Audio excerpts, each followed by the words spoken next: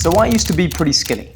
But over the last 10 years of my life, I've dedicated myself to learning everything there is to know about getting bigger. And although I'm not the fully finished product, I'm now finally at a point in my life where I'm happy with how I look. In this video, I'm going to share exactly what's worked for me in order to go from this to this and put on 15 kilograms of muscle. I've helped hundreds of people get in the best shape of their lives, and this is my ultimate guide to getting bigger.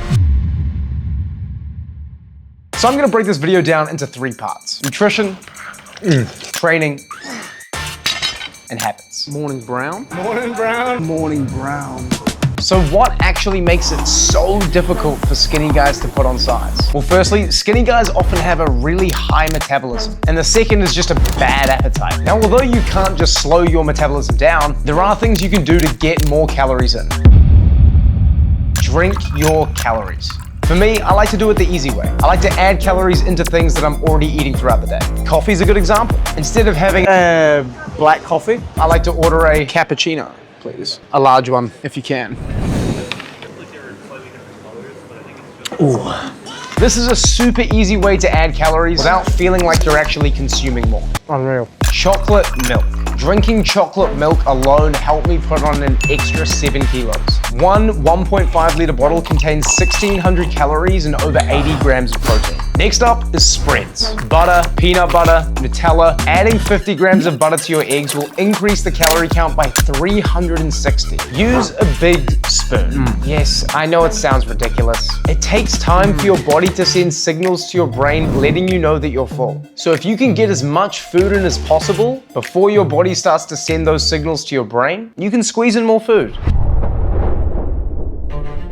When it comes to your training, I'm a big believer in just sticking to the basics and doing them well. You want to train either 4, 5, or 6 days a week. If you can train 4 days, you want to do an upper-lower split, where on the upper day, you're working both the push and pull muscles of the upper body, and on the lower day, you're working both the push and pull muscles of the lower body. 5 days, I'd recommend a push-pull legs upper-lower. Push is mostly focused on chest and triceps. Pull is mostly focused on back and biceps. Legs, both the push and pull muscles of the lower body. Or if you're training 6 days a week, you'll be doing a push-pull leg split twice per week. What you want to do is you want to pick 3 to 5 compound lifts in your workout program. For me, I like to choose bench press, weighted pull-up, barbell back squat, overhead press, and the seated cable row. Track the reps, sets, and weight that you do for each of these movements and just try to get stronger every single session. Then what I like to do is finish all of my workouts with 2 to 3 isolation exercises that target one joint. Things like curls, tricep extensions, leg extensions. And this next tip is the most important. Do not change your program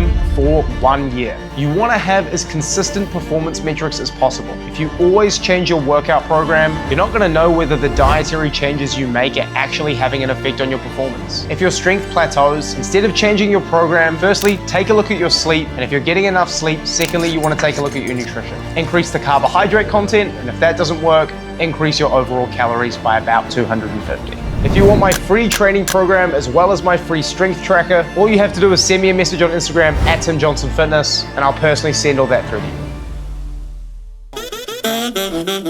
Habits.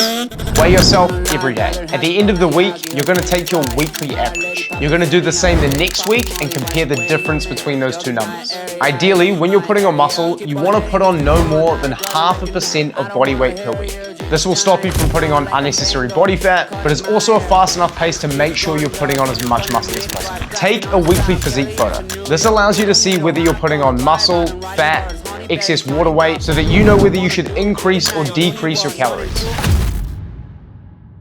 And that's literally it. That is the complete guide to bulking up. Making a change in your physique is all about doing the basics well. If you do the basics well enough for long enough, you get good results. So if you want a free program, make sure you DM me on Instagram. Otherwise, I'll see you guys in a future video.